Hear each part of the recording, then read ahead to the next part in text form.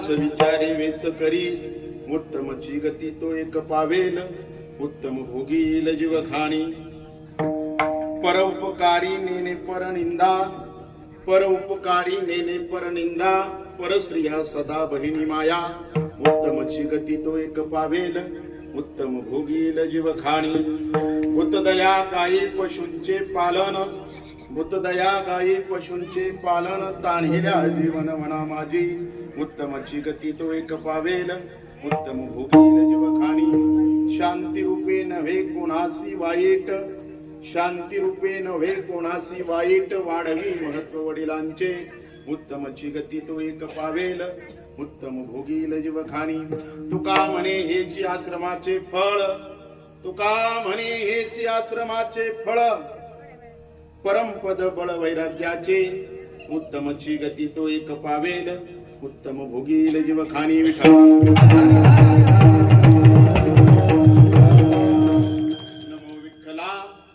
राजया पांडुरंगा नमो रुक्मिणी माऊली ज्ञान गंगा नमो पुंडलिका नमो चंद्रभागा नमस्कार माझा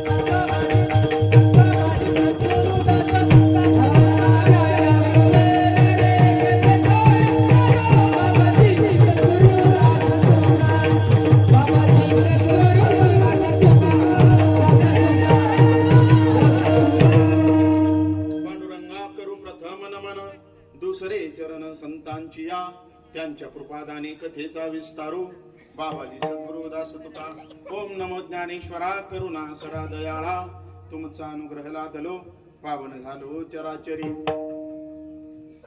जोडून या धन उत्तम व्यवहारे उदास विचारे वेच करी उत्तमची गती तो एक पावेल उत्तम भोगील जीव खाणी प्रस्तुत प्राप्त स्थळी सेवेकरता निवडलेला अभंग यच्छ यावत मानव जातीच्या कल्याणाकरता ज्यांनी अवतार घेतला देहू निवासी श्रीमंत श्री जगद्गुरु तुकोबरा यांचा 6 चरणाचा गृहस्थाश्रमामध्ये माणसानं कसं जीवन जगावं हा नीती धर्म सांगणारा अभंग आहे विठ्ठल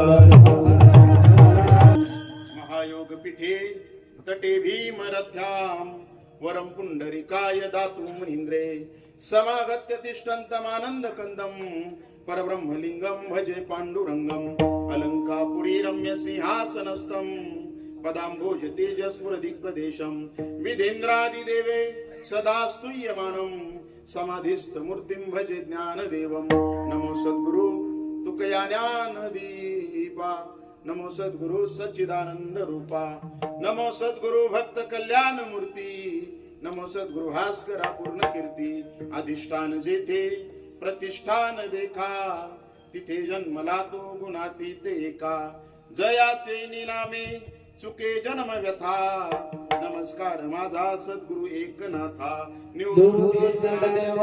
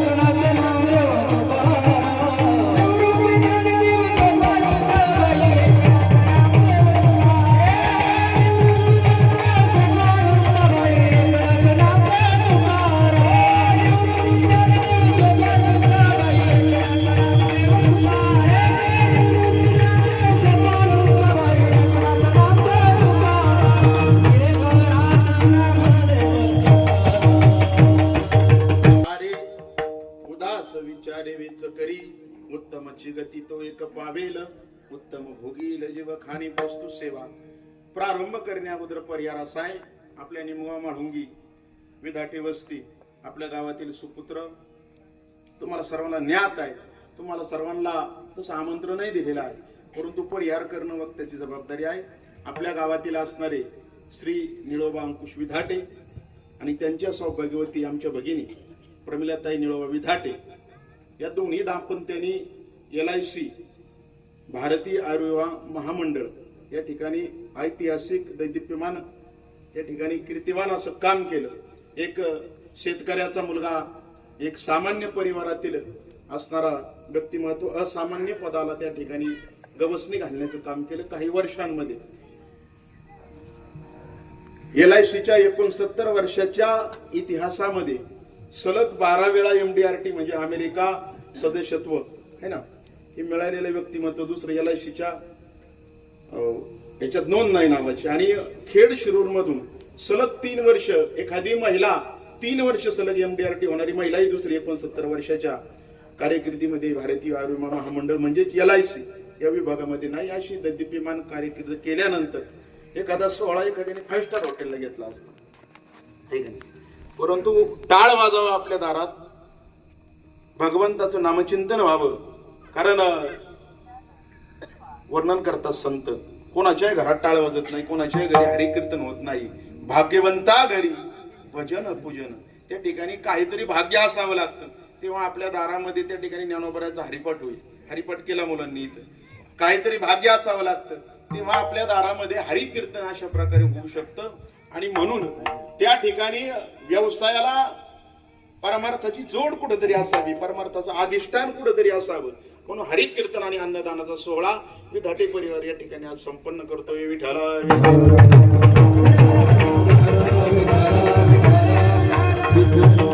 या गोड हरिकीर्तनामध्ये गायनामध्ये साथ करतायत सोपान महाराज कांगुने, लासलगावकर नाशिकहून महाराज नाशिकचे आहेत.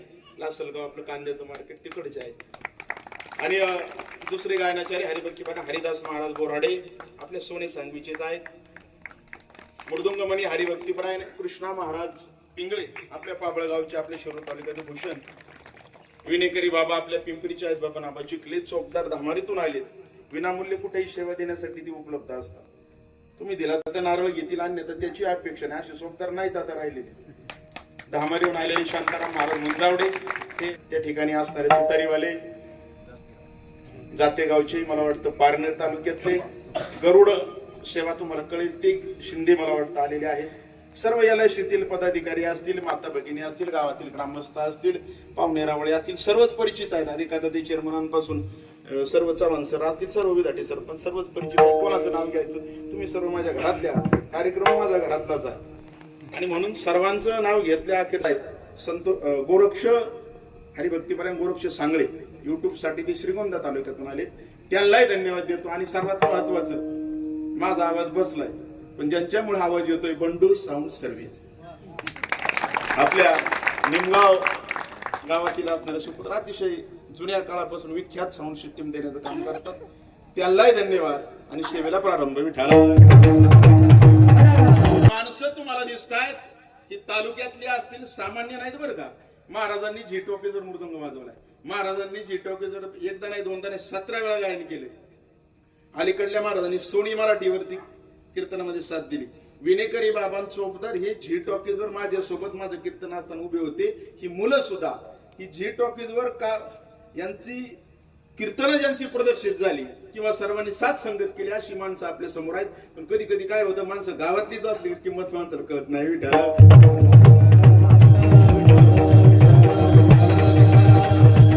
झी टॉकीज सारख्या मनमंदिरा कार्यक्रमाने दखल घ्यावी अशी सगळी टीम तुमच्या समोर उभी आहे.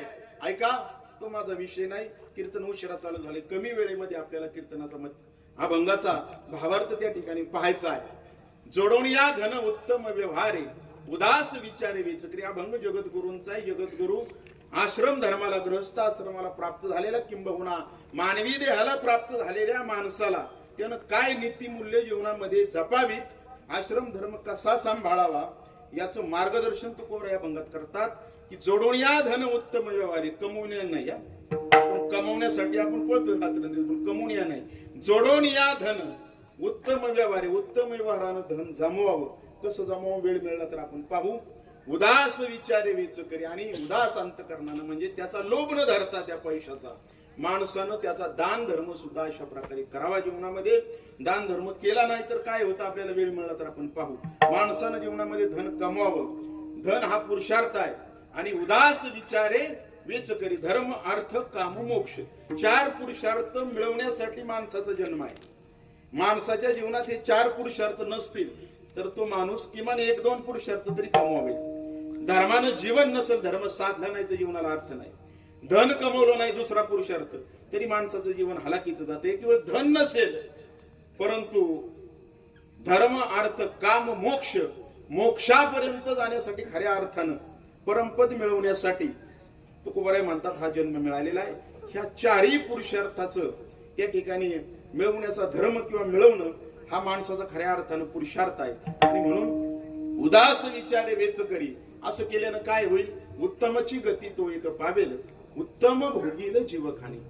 ज्यानं ही 4 पुरुषार्थ प्राप्त केले, धनाचीही प्राप्ती केली, परंतु त्या धनाची आसक्ती न ठेवता दान धर्म असेल, आपल्यावरती ऋण असतं. ज्या गावात जन्म घेतला त्या ग्रामदैवतेचं ऋण आहे, ज्या कुळात जन्म घेतला त्या कुलदैवतेचं ऋण आहे, ज्या समाजाचे आपल्यावर उपकार आहेत त्या समाजाचं ऋण आहे. आणि ज्या मातीत आपण जन्म आलो तिथे जे संत महात्मे होऊन गेले त्या वारकरी संप्रदायाचं आपल्यावरती ऋण आहे. आणि म्हणून वाडवडिलांचं ऋण आहे, आपल्या घराण्याचं ऋण आहे. या सर्व ऋणातून उतराई होण्यासाठी उदास विचारे वेच करी असा जो मनुष्य असेल, उत्तमाची गती तो एक पावेल, उत्तम भोगील जीवखानी. त्यानं अजून कसं जीवन जगावं. पर उपकारी नेने परनिंदा, जीवनामध्ये पर उपकार असावा, नुसता स्वार्थ नसावा. दुसऱ्यावरती उपकार माणसाने करावेत. पर उपकारी नेने परनिंदा, दुसऱ्याची निंदा माणसानं अशा प्रकारे करू नये. असा जो मनुष्य असेल, उत्तमाची गती तो एक पावेल, उत्तम भोगील जीवखानी. त्या पुढे सांगतात तुकोबराय, भूतदया गायी पशूंचे पालन, की आपल्या हातून मुक्या जनावरांचं पालन व्हावं.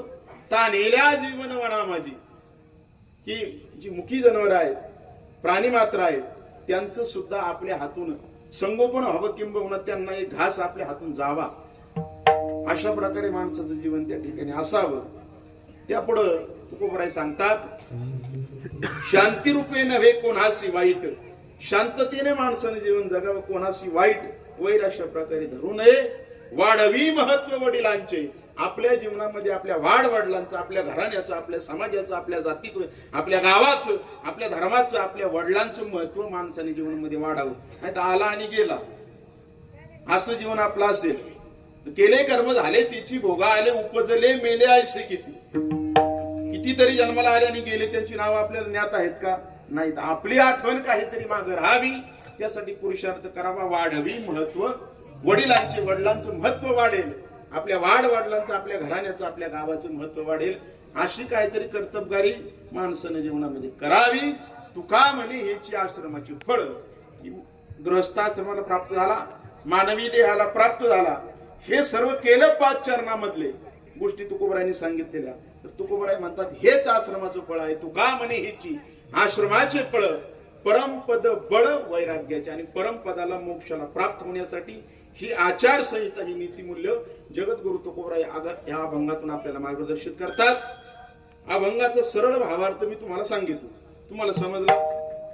समज. जॅकेटवाल्याला समजला, तुम्हाला समजलं. तुम्हाला सर्व चष्मेवाले म्हणतात, टोपीवाले म्हणतात, तुम्हाला माता मावल्यांनो, मावशांनो, नाही का? हा नाही समजलेला आहे. तिकडे खुर्चीवर बसलेले, मग जेवण पण इकडे तयार आहे. तुम्हाला जर अभंगाचा भावार्थ समजला तर माझी जबाबदारी संपली. महाराज कीर्तन झालं, विठाला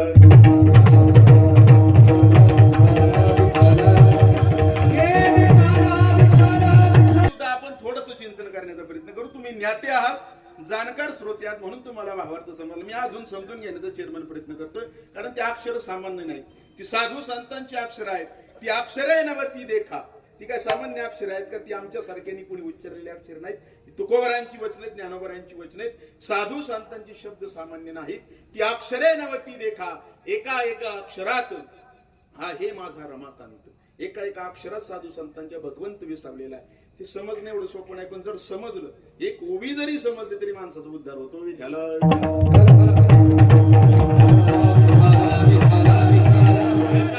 हा भंग जगद्गुरूंचा आहे, तुम्हाला समजलेला आहे, परंतु तरी सुद्धा आपण थोडस चिंतन करू.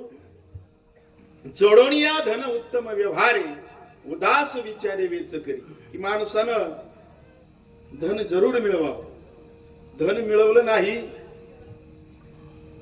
कधी कधी माणसाला किंमत अशी जीवनामध्ये राहत नाही. म्हणून जगद्गुरु तुकोबराय म्हणतात, धनवंता लागी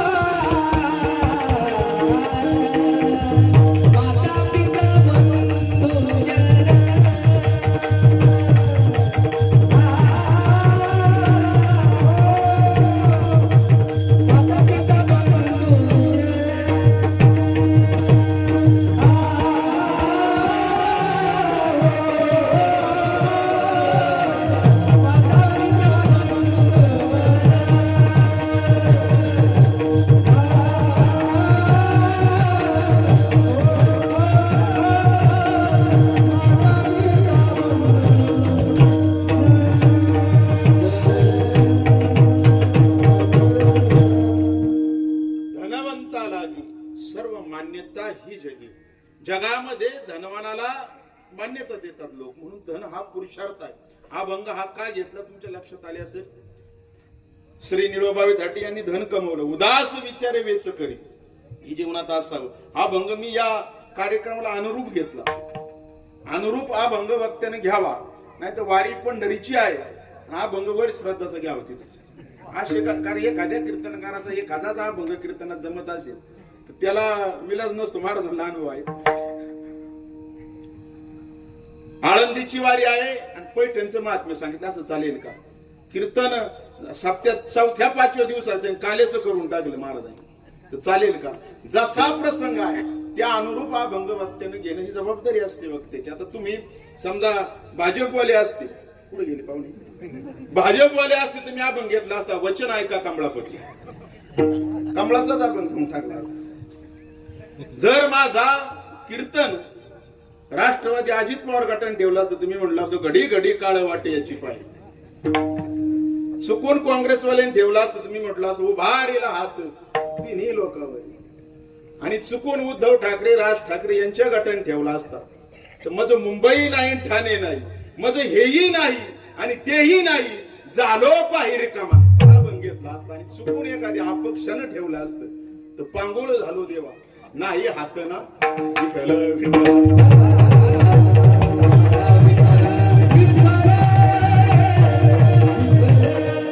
हा भंग कोणता घ्यावा ही माणसाला समजायला कोणत्या प्रसंगी कळायला हवं. धनवंता लागी सर्व मान्यता हे जगी, म्हणून धन माणसानं कमवावं जीवनामध्ये, पण जोडोनिया धन उत्तम व्यवहारे, ते जोडावं, ते कमवावं नाही नुसतं, ते जोडावं. कमवायचं म्हटलं तर मनुष्य वाम मार्गाने अतिलोभानं त्या ठिकाणी धन कमवू शकतो. अतिलोभानं वाम मार्गाने जर धन कमवलं एखाद्यानं तर ऐका, एक न्यायाधीश होते, त्यांच्या कोर्टामध्ये खटला आला. आता अशी आपल्याला उदाहरण तालुक्यात पाहायला मिळतील की त्यांनी एलआयसीत काम केलं आहे का नाही. पण हप्तेच भरले नाही, इकडून गोळा केले आणि पुढे नेलेच नाही. पण यांनी लोकांच्या बंद पडलेल्या पॉलिसी चालू केल्यात, मी डोळ्याने पाहिले. काम असं करावं माणसाने, पुढे तरी उत्कर्ष व्हावा जीवनाचा, आहे का नाही? ऐका 2 मिनिटं. जासूस साहेब मला वाटतं आहेत त्याचे साक्षीदार. ऐका. एका न्यायालयात खटला आला, एका ब्राह्मणाने एका ज्योतिषाने शेजारच्याची जमीन हडपलेली होती, असं खटला आला. 2 तारखा झाल्या. 2 तारखा झाल्यानंतर ज्या ज्योतिषानं जमीन हडपली होती शेजाऱ्याची, त्याच्या लक्षात आलं चव्हाण सर की जो न्यायाधीश आहे तो पितृभक्त आहे, त्याची वडिलांवरती नितांत श्रद्धा आहे. मग त्यानं गाठ घेतली त्याची आणि गाठ घेऊन सांगितलं, म्हटले न्यायमूर्ती, जमीन तर आपण हडपलेली, जे म्हटलं जमीन हडपलेलीच आहे, पण तरी निकाल माझ्या बाजूने द्यायचा.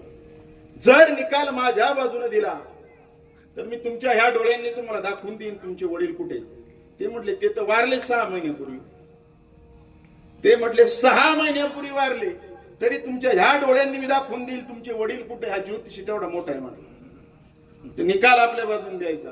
2-4 तारखा पडल्या. तुम्ही ऐकताय ना सर्वजण, तुम्ही ऐकताय तोपर्यंतच कीर्तन या, डायरेक्ट जय विठ्ठल घेणार आम्ही. 2 तारखा पडल्या. न्यायाधीशानं निकाल त्या ज्योतिषाच्या बाजूने, म्हणजे ज्यानं जमीन लुबाडली होती त्याच्या बाजूने निर्णय दिला. धन मिळवावं कसं आणि चुकीच्या मार्गाने मिळवलं तर काय होतं हे मी तुम्हाला सांगण्याचा प्रयत्न करतोय. ऐका. त्या न्यायाधीशाने निकाल त्या ब्राह्मणाच्या ज्या ज्योतिषाच्या बाजूने दिला.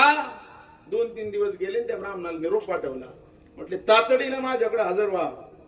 आलं तो ब्राह्मणचे ज्योतिष आले. म्हटले न्यायाधीश साहेब, तुम्ही निकाल माझ्या बाजूने दिला. म्हटलं दाखवा माझे वडील कुठे. दाखवतो म्हटले. म्हटले हे घरात दाखवता येणार नाही, घराच्या बाहेर या. घराच्या बाहेर आले. म्हटले घराच्या बाहेरही नाही, आपल्याला गावाच्या बाहेर जावं लागेल. गावाच्या बाहेर गेले. गावाच्या बाहेर ओढ्याच्या दिशेला, बांधाच्या पलीकडं, जिकडं लोक पूर्वीच्या काळामध्ये बहिर्मार्गाला जायचे. बहिर्मार्ग कळतो ना तुम्हाला? बहिर्मार्गाला जिकडं लोक जायचे तिकडं घेऊन गेले. जुन्या काळामध्ये चेअरमन लोक घरात खायची, बाहेर जायचे. आता बाहेर खातात आणि घरात येतात. विकासाची पहाट उदयाला आलेली. विठ्ठल लोक बहिर्मार्गाला जातात, तिकडं नेलं. तिथं एक विष्ठा पडलेली होती आणि त्या विष्ठेमध्ये किडा वळवळ करत होता. त्या ज्योतिषानं सांगितलं हा तुझा बाप आहे. तो म्हटला कशावरून. म्हटलं मी नाही सांगत, जगद्गुरु तुकोबरायांनी सांगितलं. लोभावरी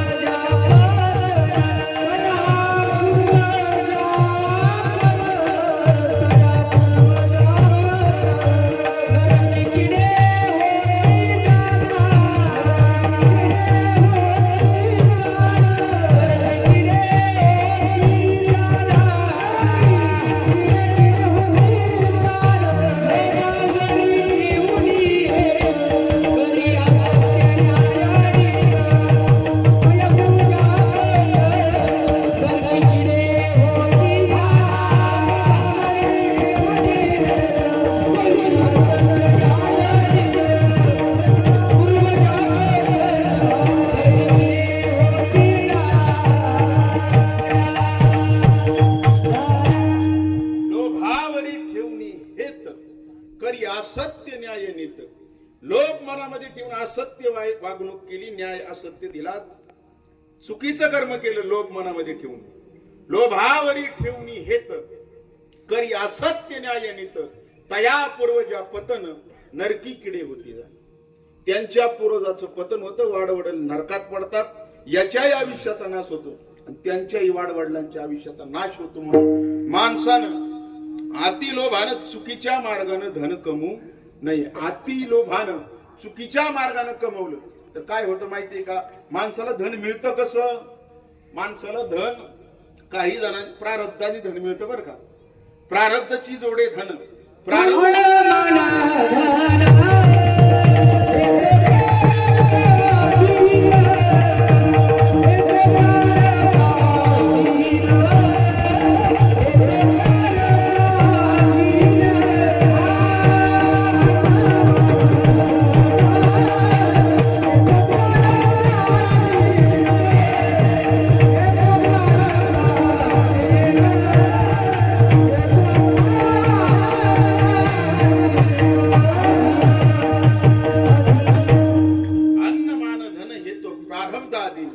प्रारब्धची जोडे धन प्रारब्धची वाडे मान कार्य सोस करी शिवाया भज म्हणा पंढरीराया. प्रारब्धात पूर्वी केलेली कर्म म्हणजे प्रारब्ध. पूर्वजन्मामध्ये पूर्व आयुष्यामध्ये चांगली कर्म माणसानं केली तर त्याचं फळ म्हणून धनवान मनुष्य होतो, त्याचं फळ असतं. आणि धनवान झाल्यानंतर उदास विचारे वेच करी, अन्यथा ते धन आपण जर उदास अंतकरणाने पहा जे कमवलंय ना त्यातले 10% माणसांनी स्वतःच्या हौसेसाठी खर्च करावे. स्वतःच्या ऐकताय तुम्ही, आपण 100 रुपये कमवले, स्वतःच्या जीवनात चालू जीवनामध्ये आनंद घेण्यासाठी माणसाने किमान 10 ते 15% पैसे खर्च करावे. अन्यथा ते तसे ठेवले दाबू दाबू, स्वतःही खायना बायका पोरांनाही खाऊ द्यायना, ठेवले तसेच ठेवले तर तो त्या पैशाचा मालक नाही, त्याचा समज आहे फक्त. बरं का, कळतंय का तुम्हाला? त्याचा समज आहे फक्त, मी त्या पैशाचा मालक आहे. एक जण काष्टीच्या बाजारात गेला, त्याने एक म्हैस विकत आणली चरम, रस्त्याच्या कडेला तो चारत होता, ओढ्याला या पलीकडच्या. 1.5-2 लाखाची मोठी म्हैस होती. त्याचा मित्र आला, मला रामभाऊ एवढी मोठी म्हैस, कोण या म्हशीचा मालक? तो म्हटला, या म्हशीचा मालक मी आहे, 1.5 लाख रुपयाला ही म्हैस विकत आणलेली. ती म्हैस मनात हसली आणि म्हटली, तुला मी गडी ठेवलाय, मला खायला तू टाकतो, मला आंघोळ तू घालतो, माझं शेण तू काढतो, माझं दूध तू काढतो, मला भादरितो. म्हैस म्हटली, मी तुला गडी ठेवलाय, मग तू नंतर तुम्ही विचार करून पहा नक्की काय आहे. बारकाईने विचार करा. आपल्याला वाटतं आपण मालक आहे, आपल्या खात्यात 25 लाख रुपये ज्यादा असतील समजा, तुमच्या दडागडीवर थोडेसे कमी करा. समजा एखाद्याच्या खात्यामध्ये 25 लाख रुपये, त्याला वाटतं या पैशाचा मालक. संध्याकाळी उकाडला समजा, पैसा कुठं राहील? पैसा कुठं राहील? पैसा खात्यात राहील. कुठं राहील? उपभोगील तो पैशाचा मालक. म्हणून 15% तरी, किमान 10% तरी स्वतःच्या जीवाला, कुटुंबाला, हौसेसाठी 10-15% तरी किमान खर्च करावेत. आणि 10% ते 15% किमान आपण कमवलेल्या धनातील दान धर्म माणसानं जीवनात करावा. उदास विचारे वेच करी. जर जीवनात दान धर्म नसेल योग्य ठिकाणी, तरी माणसाच्या जन्माला त्या ठिकाणी अर्थ नाही. आणि हे माझं जर तुम्ही ऐकलं नाही तर एकनाथ महाराज वर्णन करतात, हे जरी नाही का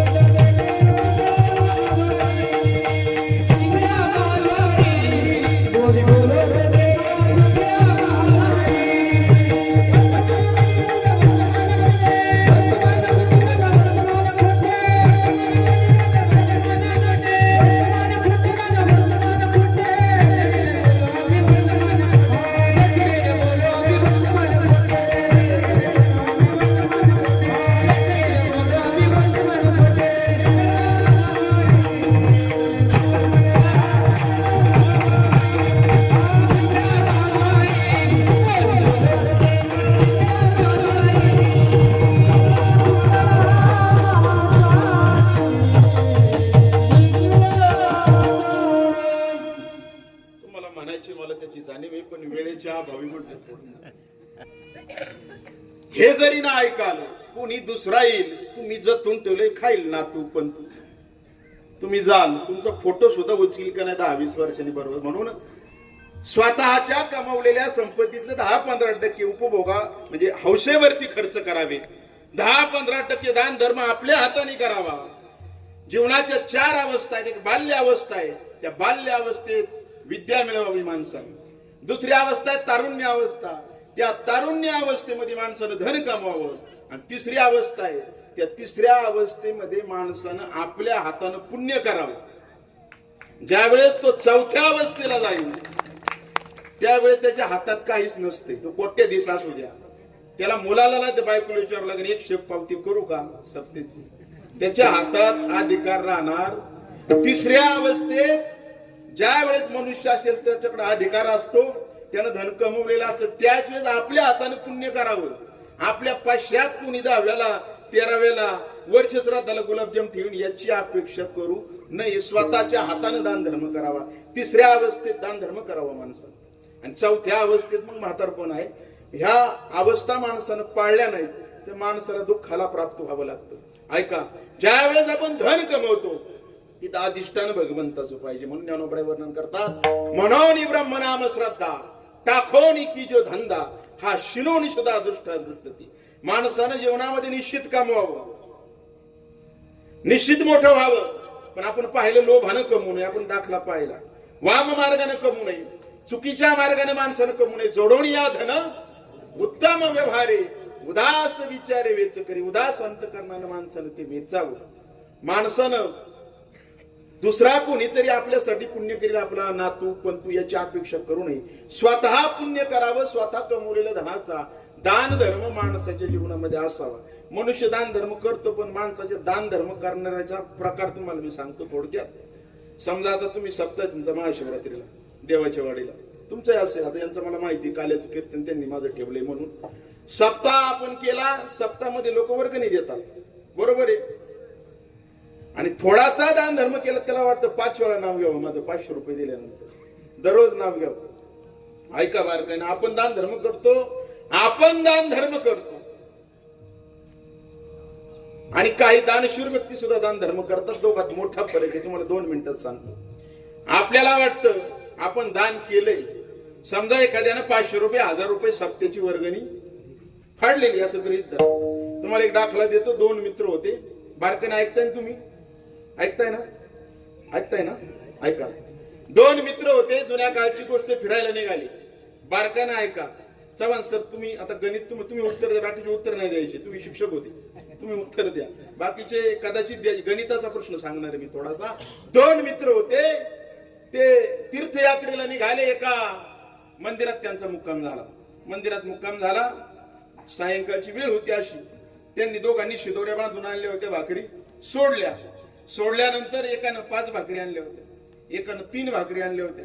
जेवायला सुरुवात करणार तेवढ्यात एक मंदिरात दर्शन करण्यासाठी एक नवीन अतिथी आला. नवीन अतिथी आला. अतिथीला दान धर्म करणं हे कर्तव्य आहे. उदास विचारे वेच करी. ऐका, आता मी दुसरीकडे जाईल, पण मला नंतर आठवण करा. ही कथा सांगतो, मग तिकडे जाऊ आपण. उदास विचारे वेच करी. कोणाला आपण दान द्यावं, कधी द्यावं, कोणत्या काळात द्यावं, कोणाला द्यावं, कोणत्या देशात द्यावं, हे पाहणं गरजेचं असतं. दान दिलं असंच तरी ती उपयोगाला नाहीये. कोणाला दिलं, कधी दिलं आणि कुठं दिलं, या 3 गोष्टीला अंडरलाईन नसेल, देशच, कालेच आणि पात्रेच. पात्र विचारून, देश म्हणजे कोणत्या ठिकाणी, पंढरपुरात अन्नदान करणं, वारीला अन्नदान करणं आणि हॉटेलला जेवण करणं मोठा फरक आहे. जमला वेळ मिळाला तर मी परत सांगेल थोड्या वेळी. ही कथा लक्षात घ्या. आताचा दृष्टांत सांगतोय. एक अतिथी आला, आतमध्ये गेला, दर्शन घेऊन बाहेर आला. आता हे 2 जण त्याला ओळखत नव्हते, पण हे 2 जण जेवायला बसले होते. हे म्हटले पाहुणं जेवायला या. तो आला आणि जेवायला बसला. या तिघांनी ठरवलं एकने घास आपण कमी अधिक खायचा नाही, वाटून सारखा खायचा. एकानं 5 भाकरी आणल्या होत्या, एकानं 3 भाकरी आणल्या होत्या. लक्षात राहू दे सर, तुम्ही बाकीचे विसरतील करायचे. भाकरी किती झाल्या दत्त शेठ? 8 झाल्या. 8 झाल्या ना? तुमचं बी हॉटेल आहे, तुम्ही हिशोब माहित असेल तुम्हाला. 8 भाकरी झाल्या. आता 3 जण आहेत, 9 असत्या तर 3-3 खाल्ल्या असत्या, 6 असत्या तर 2-2 वाटून घेतल्या असत्या. आपण दान धर्म कसा करतो हे सांगतो बरं का मी तुम्हाला. दृष्टांताचं मर्म लक्षात घ्या. आपल्याला वाटतं आपण खूप मोठा दान धर्म केला. तुम्हाला दृष्टांत लक्षात आलं तर कळेल आपला दान धर्म कसा असतो. मग काय केलं यांनी, एका भाकरीचे 3-3 तुकडे केले. 8 त्रिक 24 तुकडे झाले. 8 भाकरी होते, एकाच्या 5 एकाच्या 3, 24 तुकडे झाले. आणि मग 8-8 वाटून घेतले 3 जणांना. 8 त्रिक 24. जेवण झालं. हा तिथे निघाला, पण त्यानं खिशात हात घातला. 8 सोन्याच्या मोहरा काढल्या, त्यांच्या समोर मांडल्या. ओळख नसताना सुद्धा तुम्ही मला जेवायला बोलवलं आणि म्हणून माझ्याकडून 8 सोन्याच्या मोहरा तुम्हाला दिल्या, निघून गेला. आता आलं ना धन. धन आल्यानंतर आता वाटणी कशी करायची. एक जण म्हटला ज्याच्या 3 भाकरी होता तो म्हटला 4 तुला घे, 4 आपण सारख्या वाटून घेऊ. तो म्हणू लागला 5 भाकरी माझ्या होत्या, 3 5 मला दे, 3 तुला घे. झालं भांडण चालू. पुजारी बाहेर पळत आला. आता तुम्ही मला बारकाईने सांगा. पुजाऱ्यानं सांगितले, उत्तर द्यायची बरं का तुम्हाला. आता पुजाऱ्यानं सांगितलं मोहरा माझ्याकडे दे. तुम्ही झोपणारे सकाळी जाणारे ना, सकाळी मी तुम्हाला देतो. देवपूजा झाली, तुमच्या मोहरात तुम्हाला वाटून देतो. वाटून द्यायची जबाबदारी माझी, पण भांडू नका. पुजारी गेला. पुजारीला टेन्शन आला. आता वाटणी कसं करावी. एकाच्या 5 भाकरी, एकाच्या 3 भाकरी, सारख्या 4 द्याव्यात तर यांचं आधीच भांडण. एकाला 5 एकाला 3 द्याव्यात भाकरीनुसार, तरी भांडण चालू होतं. त्यानं देवाला विनंती केली, तो झोपी गेला. देवानं स्वप्नात पहाटे पहाटे त्याला सांगितलं की वाटणी उद्या सकाळी कशी करायची. सकाळी पूजा झाली, वाटणी करण्यासाठी तो बाहेर आला. आता बारकाईने मला सांगा काय करायला हवं. सांगा पटापटा, वेळ कमी आपल्या.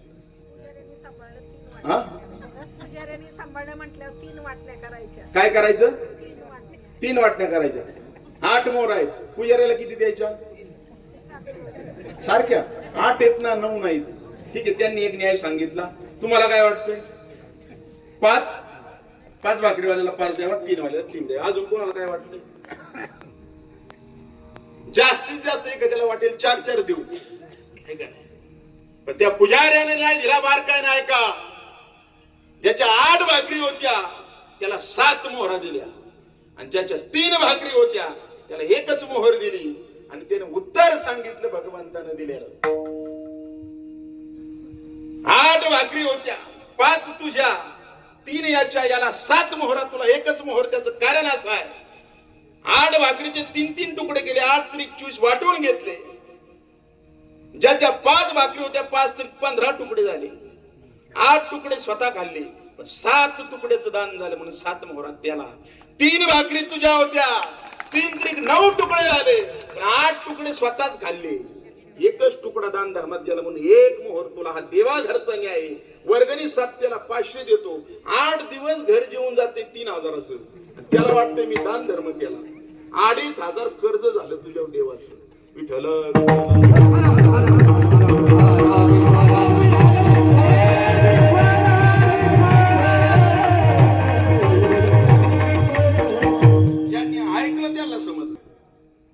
खूप केलं असं माणसाला वाटतं. पण ऐका, उदास विचारे वेचकरी आपण पाहिलं. लोभाने एखाद्याने कमवलं तर नरकी किडे होती जाणे. आणि एखाद्याला धन नारळाच्या पाण्यासारखं मिळतं.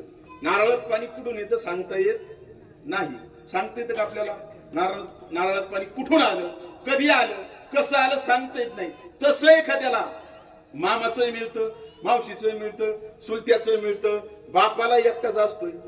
नारळात कुठून आलं पाणी तसं मिळतं प्रारब्धाने. प्रारब्धाची जोड येतं. ऐका, काहींना धन मिळतं, अमाप मिळतं, पण शास्त्रात एक न्याय आला, कवठासारखं मिळतं. कौठ हत्ती खातो. हत्ती ज्यावेळेस कौठ खातो, फोडून खात नाही, तो पूर्ण कौठ गिळतो. ज्यावेळेस दुसऱ्या दिवशी सकाळी त्याची विष्ठा पडते, पूर्ण कौठ जसंच्या तसं मागं पडतं, फुटत नाही. पण तुम्ही ते फोडून पहा, हत्ती सापडला तर त्याला खायला घाला कौठ. त्यानं कौठ जसंच्या तसं पूर्ण खाल्लं, जसंच्या तसं बाहेर आलं. पण जर ते कौठ फोडून पाहिलं तर आतमध्ये गर राहिलेला नसतो. गर त्याचा पचलेला असतो. घर आपोआप बाहेर येऊन कसा पचला हे माणसाला आणि शास्त्रज्ञाला सुद्धा सांगता येत नाही. तसं धन आलं आतमध्ये, घर आला, पण कुठे गेला आपल्याला सांगता येत नाही. तसं धन येतं, तो जास्त धनाची काळजी घेतो, पण आतल्यात कुठे जात त्याच त्याला सुद्धा कळत. विठ्ठल उत्तम व्यवहारे उदास विचारे वेच करी, उदास अंतकरणाने. पहा, कोणाला द्यायचं मग दान द्यायचं, पण कोणाला? तर आपलं शास्त्र सांगतं अतिथीला दान द्यावं. अतिथीला माणसानं दान द्यावं, बालकाला द्यावं, पत्नीला द्यावं आणि आई वडिलांना द्यावं. या 5 ठिकाणी तरी किमान दान द्यावं. अतिथीला कशाचं दान द्यावं? अतिथीला अन्नदान द्यावं, अतिथीला द्रव्यदान द्यावं, किमान पाणी तरी द्यावं. आपल्या दारामध्ये एखादा अतिथी आला तर ते आपलं सौभाग्य असतं. आपल्या दारामध्ये अतिथी आला तर ते गृहस्थ आश्रम असणाऱ्या माणसाचं सौभाग्य असतं. ऐका, मृदुंग मनींनी मृदुंग भरपूर वाजवला, 100 कीर्तनात वाजवला, पण त्यांचं सौभाग्य तेव्हा जेव्हा वारीच्या वाटेवरती वाजवायला त्यांना मिळेल सेवा. एखाद्या गायकाने किती गायन करू द्या, त्यांच्या जीवनाला सौभाग्य तेव्हाच आहे जेव्हा वारीमध्ये गायन करण्याला त्यांचा कंठ त्या ठिकाणी फुटेल. एखाद्या कीर्तनकाराने किती कीर्तन करू द्या, पण जेव्हा तीर्थाच्या ठिकाणी कीर्तन करायचे त्याला योग येईल, तेव्हा त्याच्या कीर्तनाला त्या ठिकाणी अर्थ आहे.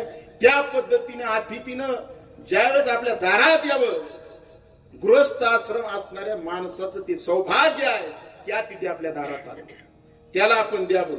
त्याला जर दिलं नाही तरी तो घेऊन जातो, आणि दिलं तरी तो घेऊन जातो, नाही दिलं तरी तो घेऊन जातो. लक्षात घ्या, दिलं तर आपलं पाप संपून जातो, नाही दिलं तर आपलं पुण्य संपून जातो. आलिया अतिथी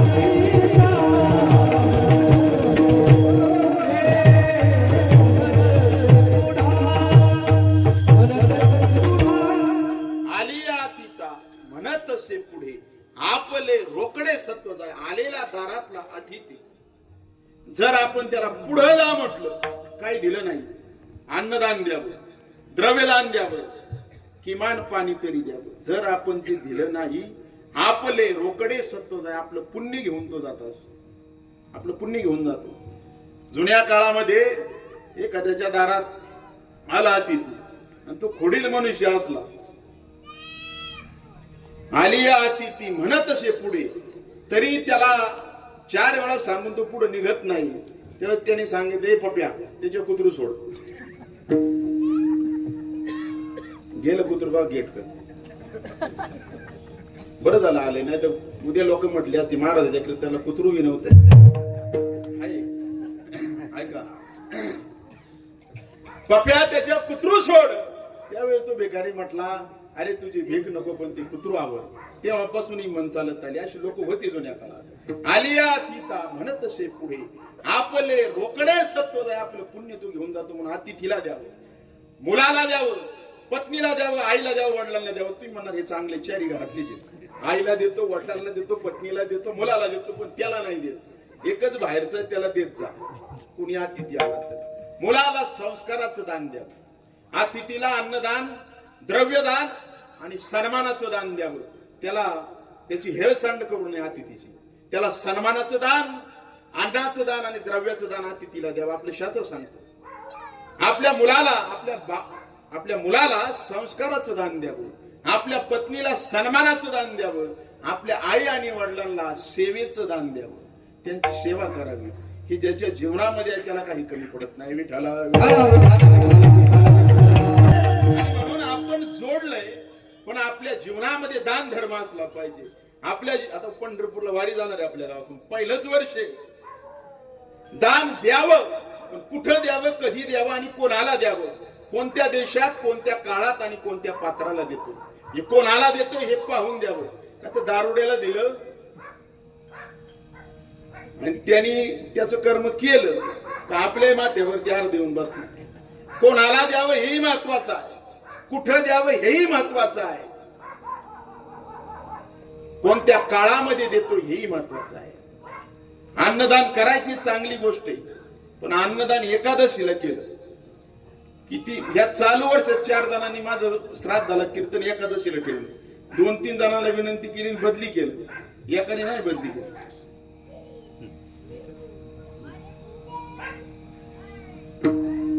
एकादशीला आपण वडिलांच्या नावाने वर्ष श्राद्ध केलं आणि अन्नदान दिलं तर पुण्य मिळेल का? आपण कोणत्या काळामध्ये कोणती गोष्ट करतो ही महत्वाची गोष्ट आहे.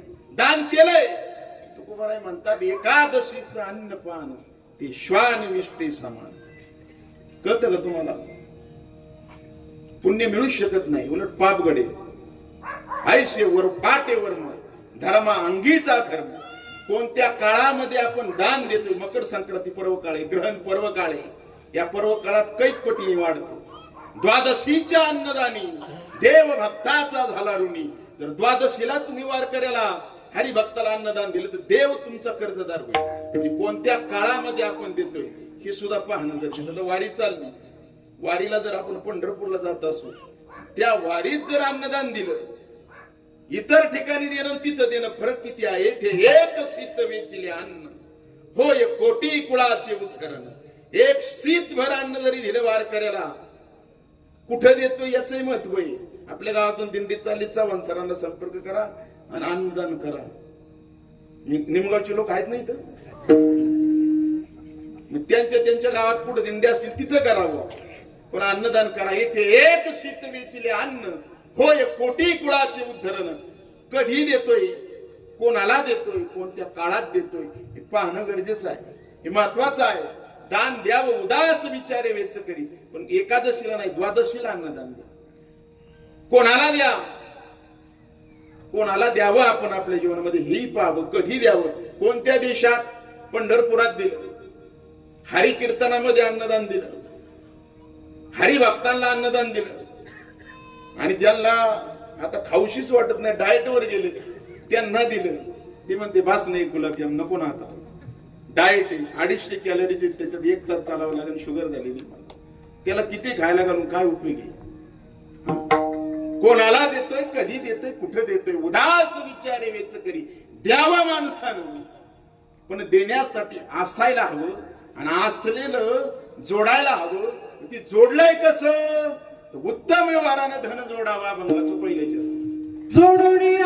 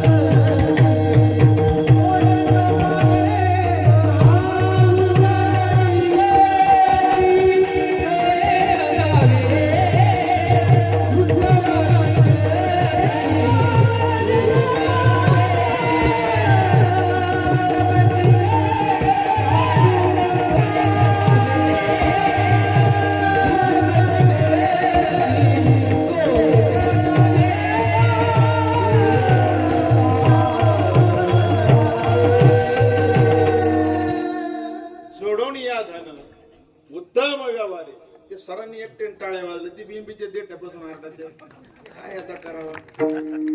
मी तुम्हाला मागाशीच सांगितलं मुलाला द्यावं. काय द्यावं मुलाला?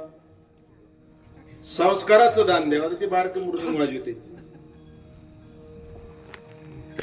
आपलं नाही का वाजवणं पण दुसऱ्याचं वाजवते गाते. थोडं टाळ्या वाजवले म्हणजे त्यांच्या जीवाला बरं वाटेल थोडस. ती बिंबीच्या देठापासून आरडात त्यात फार आवाज चिरागला. आमच्या बंडूनी फार आवाज वाढवला. पण तुम्ही इकडे लोकांक बागानाच म्हणल्या. अहो हे समोर बसले मृदंग वाजवायला. सांगू नये अशा वेळेस. परंतु आई वडिलांचं त्याच्या पटत नाही. तो कवठ्याला राहतोय. आई कारेगावला, बाप निघोजला. परिस्थितीमुळे आला आता वाजितोय. आपल्या मुलांना संस्काराचं दान आपण जीवनामध्ये दिलं. तुम्हाला वाटतं हे अशीच तयार झाल्यात काही? तुम्ही जर इथं टाळ्या वाजवल्या आता, त्यांनी चांगलं वाजवलं बरं का, त्यांनी चांगलं गायन केल्यानंतर तुम्ही टाळ्या वाजवल्या तर त्यांच्या जीवाला बरं वाटतं. त्यांना वाटतं 7-8 वर्ष आळंदीला राहिलो, सकाळचा नाश्ता मिळालाच नाही, दुपारची माधुकरी आली कधी आलीच नाही तर उपाशी राहायला लागले. 7-7, 8-8 वर्ष हाल काढले. आणि तुम्ही जर आता त्या टाळ्या 2 मिनिटापुरत्या वाजवल्या, त्यांना असं वाटतं बरं झालं 7-8 वर्ष हाल काढले, कुठंतरी चीज झालं त्यांच्या जीवाला. म्हणून वाजवीत जा. ऐका, 1.5-2 वर्षापूर्वीची गोष्ट आहे. आता वेळ कमी पण सांगतो तुम्हाला. मी आळंदीत मुक्कामी गेलो. आमच्या गुरुवाऱ्यांच्या आश्रमात मुक्कामी राहिलो. पहाटे 4 वाजता माझ्या मुलांनी मला उठवलं. माझा मुलगा तिकडे होता त्यावेळी 2 वर्ष. त्याने उठवलं. म्हटलं उठा पप्पा उठा, तुम्ही घरी नाही. या आश्रमाचा नियम आहे 4ला उठावं लागेल. उठलो. मग आता काय करतो? आंघोळीला जायला लागलो. थांबा म्हटला, इथं आम्ही काय करतोय दिवसभर आज बघाच. इथं आंघोळ करू नका, आमच्या आश्रमाचा नियम आहे. इंद्रायणीतच आंघोळ करायची.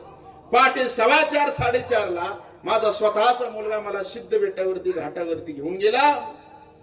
आमचा गुरुवाऱ्यांचा विठू माऊली आश्रम आहे तिथं गेलो. 4:30 वाजता पहाटे एक मुलगा मृदुंग वाजत होता. माझ्या मुलानं मला सांगितलं, म्हटला पप्पा रात्री 9:30-10ला मी ह्या मुलाला इथंच पाहिलं होतं. मी त्या बाळाला विचारलं, बाळा कधी मृदुंग वाजवायला बसला? त्यानं सांगितलं, रात्री जेवण झालं 9:30ला इथे येऊन बसलोय. त्याच मांडीवरती पहाटे 4:30 वाजेपर्यंत मृदुंग वाजवतोय. रात्र साधना करावी लागते. तेव्हा ही विद्या थोडीफार प्राप्त होते. आणि मग यांनी चांगलं गायन केलं, वाजवलं. तुम्ही टाळ्या वाजवल्या. त्यांच्या अंतकरणाला वाटतं बरं झालं हाल काढले, पण त्याचं कुठंतरी चीज झालं. आणि तुम्हाला इकडचं काही घेणं देणं नसेल. आमचं या इथून अलीकडच्या टोपी घातलेल्या पार्टीचं काही घेणं देणं नसेल तरी टाळ्या वाजवा. शेजारच्याला झोप आली असली तर उडन विठ्ठल सोडून या धन उत्तम व्यवहार उदास विचार वेच करी. उत्तम व्यवहारानं का जोडावं? एक जण बाजारात गेला. शेतकऱ्यानं घोडा विकायला आणला होता. चोर खरेदी करायला गेला. निलेशराव आमचे मित्र आले, वर्ग मित्र म्हणून त्यांचे पत्रकार. चोर विकत घ्यायला आला. म्हटलं केवढ्याला द्यायची? म्हटलं 25,000. म्हटलं एवढा स्वस्त? चोरीचा आणलाय का? चोरच म्हणू लागला. ऐका बरं का बाहेर का? नाही म्हटलं घरचा आहे माझा, खोडीला असेल. एवढं स्वस्त देत आहे म्हटलं. पळून बघा म्हटलं. बसला, लगाम हातात घेतला, गेला ना पळून. चोरच होता. आलाच नाही. चेर म्हणते माघारी गेला. पुढच्याच बाजारला पोहोचला. 200 किलोमीटर विकायला उभा राहिला. मी सांगतोय जोडून कवटाचं उदाहरण दिलं ना. आलं मधल्या मध्ये कुठं जात निघून कळत सुद्धा नाही. अधर्मानं कमवलेलं. ऐका, त्या बाजारात उभं राहिला, विकायला उभं राहिला, तर त्याच्यापेक्षा माठक आला घ्यायला दुसरा चोर. केवढ्याला द्यायचा आहे? 25,000ला. म्हटलं 12,000ला दे. म्हटलं नाही देणार. निघून गेला. एक शेतकरी आला. केवढ्याला द्यायचा घोडा? 25,000ला. म्हटलं आता जातो, पैसे घेऊन आलो. लगेच पैसे घेऊन आलो. 1 तास 2 तास थांबा, विकू नका, मला गरज आहे घोड्याची. तो शेतकरी गेला. अंधार पडला असा, आलाच नाही. दिवस मावळाची वेळ झाली. चोर परत आला दुसरा, तो महाटक. म्हटलं केवढ्याला द्यायचा आहे? म्हटलं 25,000ला. 25,000ला द्यायचं. घेतो म्हटला, पण चोरीचा तर नाही ना? नाही म्हटलं. खोडील तर नाही ना घोडा? नाही म्हटला. पळून पहा म्हटला. त्याच्या हातात लगाम दिला, हा निघून गेला. ऐका बारकाईनं, आता ते शेतकरी आला. तो म्हटला दादा घोडा, म्हणलं विकला. अरे मला यायला उशीर झाला. म्हटला बरोबर आहे, आता तुम्ही तरी केव्हा थांबणार, अंधार पडलाय. मी तुम्ही नाही, तुम्ही तरी केव्हा थांबणार, अंधार पडलाय. बरं केवढ्याला दिला? मला जेवढ्याला आणला ना तेवढ्याला दिला. अशा पद्धतीनं चुकीच्या मार्गाने आलं कुठं जातं आपल्याला सुद्धा कळत.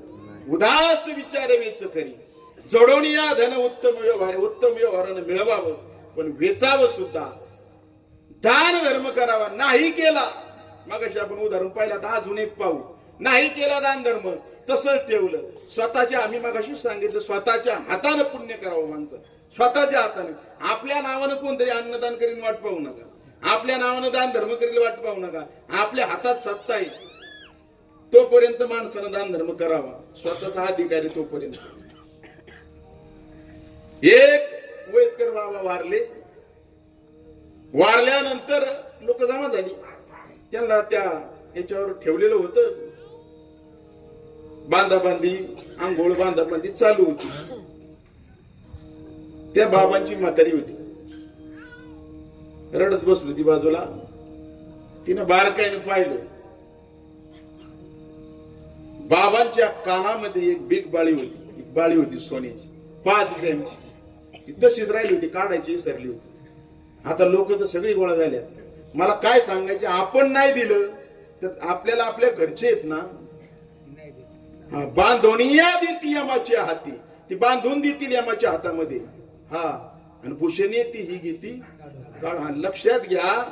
आता तिला वाटलं काय करावं, आता लोक तर जमलेत, आता म्हणावं कानातलं काढा, तर लोक म्हणतील किती लोभ आहे माणसापेक्षा. म्हातारी पायाजवळ गेली, म्हटली तुमच्या पायामध्ये कोल्हापुरी चपला किती भारी दिसायच्या. हळूच वर सरली, म्हटली कमरेला धोतर कधी सुती मसराई शिवाय तुम्ही घातलं नाही, कमरेला करगुटा चांदी शिवाय घातला नाही.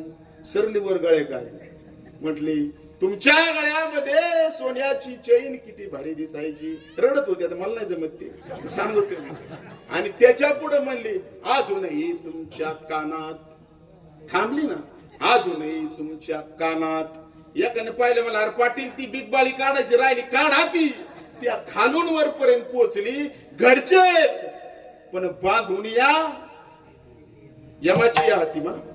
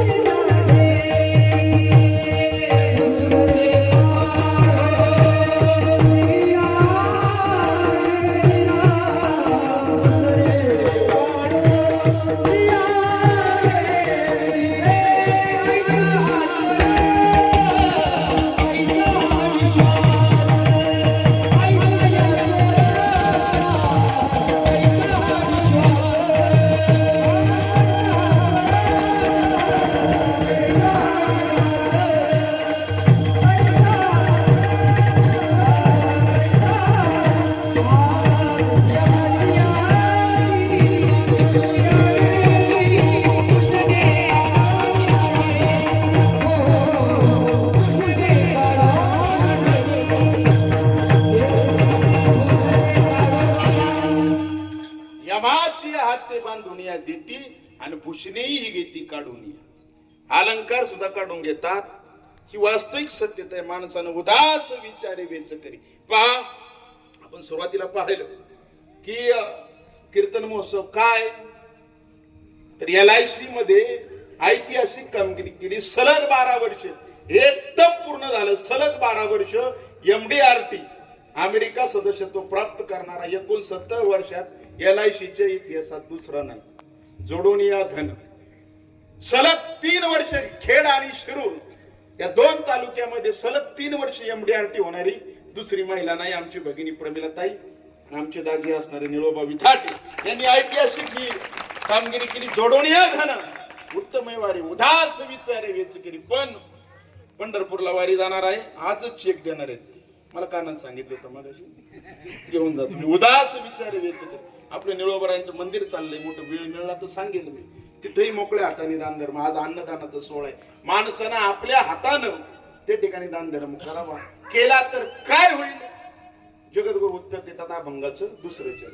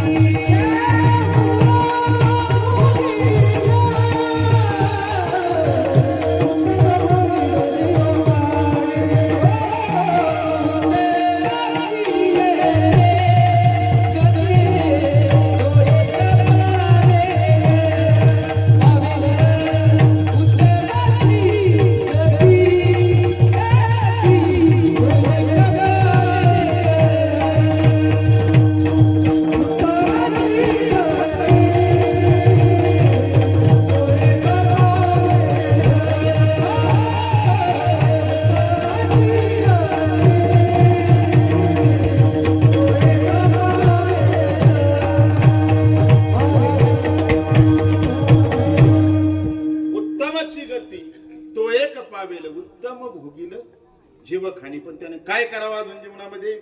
पर उपकारी नेने परनिंदा परश्रिया सदा बहिणी माया. पुढचं चरण आपण आता थोडं धावतं किंवा 8 वाजले आणि आवर्त घेऊ. आता तसे तुम्ही नंतर आलात बरेचसे, पण आपण आवर्त घेणार आहे, काळजी करू नका. पर उपकारी नेने परनिंदा. माणसानं जीवनामध्ये दुसऱ्याची निंदा करू नाही. काय बोलायचे माणसानं तोंडावर समोर अशा प्रकारे बोलावं. काही रोखोक असावं माणसाचा स्वभाव. जर माणसाने माघारी निंदा केली एखाद्याची, माघारी कळते ना तुम्हाला, माघारी चहाडी केली, माघारी निंदा केली, आणि अशीच लोक त्यांना कानफुकी मंडळी म्हणतात. काय आमच्या अध्यात्म शास्त्रामध्ये त्यांना एक नाव आलं, कर्ण पिशाच्य. कर्ण म्हणजे कान आणि पिशाच्य म्हणजे भूत. कानाला लागलेली भूत. मी काय सांगतो कळते ना? परोपकारी नेणे परने. दुसऱ्याची निंदा माणसाने माघारी करू नये. कर्ण पिशाच्य कानाला लागलेली भूत ती काय करतात? माघारी गाठ घेतात, समोर बोलत नाही आणि मग कळ करतात. त्यांना बरं वाटतं ते करताना. ते एका दिंड्याच्या 2 दिंड्या करतात बरं का. मी लक्षात राहू द्या, नवीनच चालू होती. ते एका भजनी मंडळाची 2 भजनी एकाच तारखेला एकाच तिथीला करतात. आता पुढचं सांगत नाही, अजून त्याच्यात बरंच आहे. परंतु जर असं करत असाल तर काय होतं तुकोबराय वर्णन करता.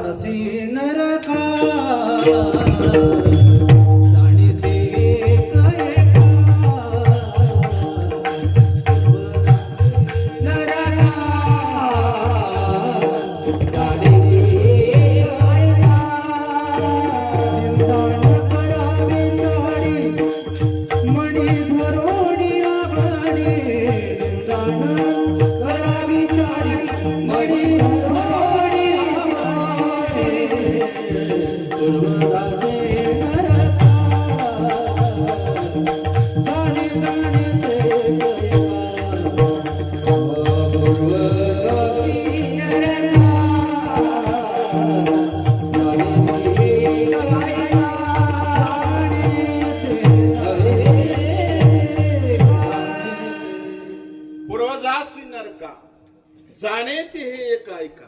ज्यांना आपल्या वाडवडिलांना नरकाला पाठवायचं असेल, कळते का? तुकोबराय म्हणतात त्यांनी एक काम करा, पूर्वजासी नरका जाणे ते एक ऐका, निंदा करावी चहाडी मनी धरून आवडी.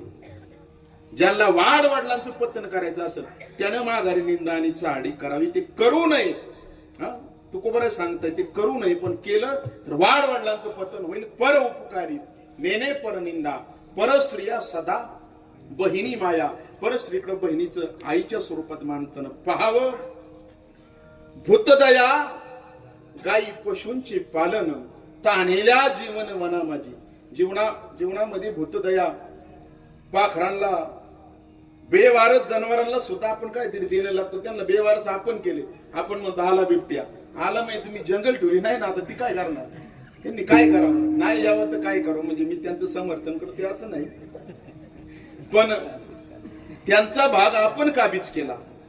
म्हणून परोपकारी नेने पर निंदा किंवा भूतदया गायी पशूंचे पालन, ताणेल्या जीवन वना माझी. हे जीवनात आपल्या कुठेतरी सत्कर्म त्या ठिकाणी असावं.